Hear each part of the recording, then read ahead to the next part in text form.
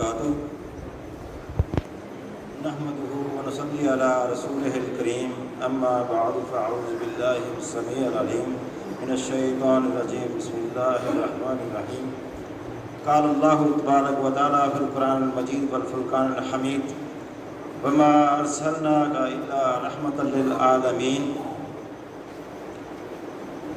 اور ہم نے آپ کو نہیں بھیجا مگر تمام جہانوں کے لیے رحمت بنا کر۔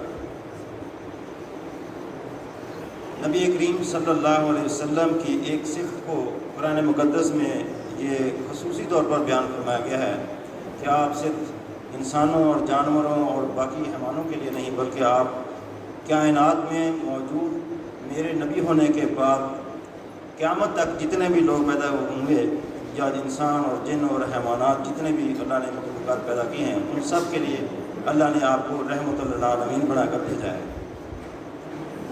تو آپ صلی اللہ علیہ وسلم کی ایک حدیث بیان کرتے ہیں سیدنا سلمان رضی اللہ تعالی عنہ کہ آپ صلی اللہ علیہ وسلم نے ارشاد فرمایا انما بعثت رحمت للعالمین، مجھے سراپا رحمت یعنی تمام جہانوں کے لیے رحمت بنا کر بھیجا گیا ہے۔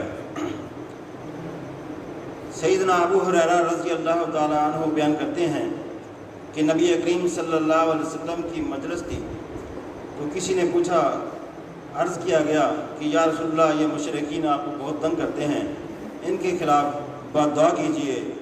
تو آپ صلی اللہ علیہ وسلم نے فرمایا کہ میں لعن طعن کرنے والا، کسی کے خلاف بد دعا کرنے والا نہیں بنا کر بھیجا گیا ہوں، میں تو صرف سراپا رحمت بنا کر بھیجا گیا ہوں۔ تو آپ کی رحمت کی دو ایک مثالیں پیش کروں گا انشاءاللہ۔ ایک دفعہ نبی کریم صلی اللہ علیہ وسلم نے ایک جنگ کے اندر حاتم طائی کے بیٹے کو قید کر لیا، مشرکین تھا وہ۔ تو آپ صلی اللہ علیہ وسلم نے جب جنگ ختم ہوئی قیدیوں کو ساتھ لیا اور مسجد نبی کے ستون کے ساتھ ان کو باندھ دیا۔ تو آپ نبی صلی اللہ علیہ وسلم کسی کو لعن طعن کرنے والے، کسی کو طعنہ دینے والے، کسی کے خلاف بولنے والے نہیں تھے بلکہ سراپا رحمت نے۔ آپ صلی اللہ علیہ وسلم جب بھی ان کے پاس سے گزرتے وہ مسجد نبی کے ستون کے ساتھ باندھا ہوتا، آپ صلی اللہ علیہ وسلم اس سے پوچھتے کہ آپ کا کیا حال ہے، اور آپ نے صحابہ کو حکم دیا کہ بکریوں کا دودھ دو کر اس کو 2 وقت دودھ سے اس کی تواضع کی جائے۔ تو وہ سردار تھا، سردار کا بیٹا تھا، تو وہ سب چیزیں نوٹ کرتا رہا کہ آخر کیا بات ہے، میں تو ان کی قید میں ہوں، ان کے قیدی ہوں، یہ مجھ سے جیسا چاہیں سلوک کر سکتے ہیں۔ لیکن آپ صلی اللہ علیہ وسلم نے قیدیوں کے بارے میں بھی رحمت بن کر دکھایا۔ وہ 3 دن کے بعد جب ان کو پوچھا کہ آپ مسلمان ہوں گے، اس نے کہا نہیں، مجھے چھوڑ دو، تمہیں پتہ ہے میں ایک سردار کا بیٹا ہوں، بہت دولت مند کا بیٹا ہوں، آپ کے ساتھ وہی سلوک کروں گا جو آپ نے میرے ساتھ کیا ہے۔ تو آپ صلی اللہ علیہ وسلم کی رحمت جوش میں آئی، آپ نے اس کو چھوڑ دو اور اس کو آزاد کر دو۔ وہ چلا گیا، باہر جا کر غسل کیا اور خود واپس آ کر کلمہ شہادت کی گواہی دی اور آپ صلی اللہ علیہ وسلم کی گواہی دی۔ تو آپ صلی اللہ علیہ وسلم نے پوچھا کہ 3 دن آپ تو ان کو باندھے رکھا، آپ نے اس وقت کیوں نہیں کلمہ پڑھا؟ اس نے کہا کہ میری قوم نے یہ کہنا تھا کہ ان قیدی بن کر اور مغلوب ہو کر اس نے ڈر سے کلمہ پڑھ لیا، میں اس لیے باہر گیا ہوں اور غسل کیا ہے تاکہ لوگوں کو پتہ چل جائے کہ میں اپنی مرضی سے مسلمان ہوا ہوں۔ یہ آپ صلی اللہ علیہ وسلم کی رحمت تھی۔ اسی طرح جنگ خندق کے اندر آپ صلی اللہ علیہ وسلم خندق کھود رہے تھے اور صحابہ کرام بھی ساتھ تھے۔ تو نبی کریم صلی اللہ علیہ وسلم سے ایک صحابی نے عرض کیا، یا رسول اللہ بھوک بہت لگی ہے۔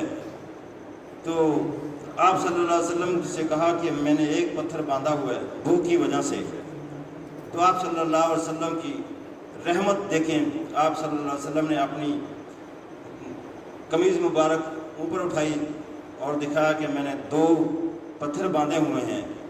اسی اثناء میں ایک صحابی دیکھ رہا تھا تو اس نے گھر میں جا کر کہا بیوی سے کہ نبی کریم صلی اللہ علیہ وسلم کا حالت یہ ہے کہ انہوں نے 2 پتھر باندھ رکھے ہیں، یہ ہماری حفاظت کے لیے خندق کھودی جا رہی ہے، تو اس کے لیے کھانا کو تیار کریں۔ ان کے گھر ایک چھوٹا سا بچہ تھا بکری کا، انہوں نے وہ ذبح کیا اور کھانا پکایا۔ تو چند 1 کلو وہ آٹا تھا جس کا وہ روٹیاں بنائیں گی۔ تو وہ صحابی آپ صلی اللہ علیہ وسلم کو دعوت دینے آ گیا کہ آپ صلی اللہ علیہ وسلم کی دعوت ہے. آپ صلی اللہ علیہ وسلم نے صرف اپنی ذات کے لیے کھانا نہیں کھانا، بلکہ آپ نے پوری جماعت کو، وہ سینکڑوں لوگ تھے، لے کر ان کے گھر تشریف لے گئے. تو آپ صلی اللہ علیہ وسلم نے فرمایا کہ جب کھانا تیار ہو جائے تو اس کے اندر جھانک کے دیکھنا نہیں. آپ صلی اللہ علیہ وسلم وہاں تشریف لے گئے اور کھانے کے اندر آپ صلی اللہ علیہ وسلم نے اپنا لعاب دہن ڈال دیا. تو آپ صلی اللہ علیہ وسلم کی رحمت اور اللہ کی اتنی برکت نازل ہوئی کہ وہ تمام سینکڑوں لوگوں نے وہ سب کھانا کھا لیا.